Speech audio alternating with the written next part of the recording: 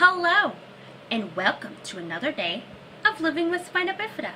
Today we have another Q&A. You guys were so great with giving me so many questions, I just didn't have time to put them all into one video. So here is another installment of a Q&A. If you had $1,000 worth of cash to spend on yourself and only yourself, what would you buy?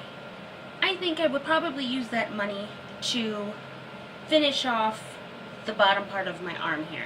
I have always wanted to just basically take my arm to an artist and say, finish it. Add some details and decorations and whatnot and make it a full sleeve. Well, full half sleeve. Dalek or Cybermen? I'm gonna have to go with Cybermen, mainly because the Daleks, oh my god, those voices, I just can't. What's your favorite color? For years and years and years and years, my favorite color was purple. And then suddenly, within the last couple of years, I've been really fond of green. Just green of all kinds. More so like olive green, but I really like green lately. Your favorite place to eat? The first place that comes to mind is Huhat. It's a Mongolian grill, and you fill your bowl up with noodles, and then you fill it up with meats and vegetables and all sorts of ingredients. Put sauces on it, all sorts of sauces that you could ever think of, and then they cook it right there on a grill. And they have karbangun and rice and egg rolls for you to eat. And they have a kids menu with, macaroni and chicken strips and all that, so if you have picky eaters, then they can still tag along too. Your favorite place to hang out? Well, I don't really do a lot of hanging out anymore, but I'd say my most favorite place to just be is in my backyard. We have a shade tree, and we have plenty of grass. The kids and the animals run around and just enjoy themselves in the fresh air.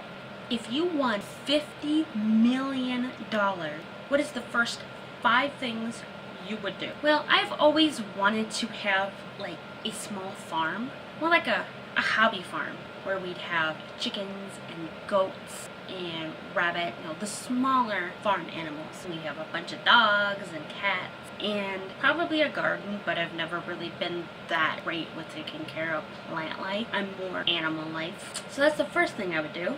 I'd have a hobby farm. So then obviously I would need a house. I've never really wanted a huge house. I'm more of a small house kind of person. I know my boys don't want like tiny houses that they have these days, but I personally don't need like 2 floors. It would be really nice if I could have hardwood floors all throughout my house, so then I could use my wheelchair in my home, and obviously it would be all accessible. And then we'd have a basement so I could keep the litter boxes and the cat stuff in the basement, so then that smell is not taking up our living space. And I've always wanted a washer and dryer in the bathroom, and a nice backyard fenced in for safety, and a porch just so we can sit out and enjoy the fresh air. Probably a 4 seasons type of porch because weather. So hobby farm, house, a vehicle that is reliable and doesn't have any problems to start with.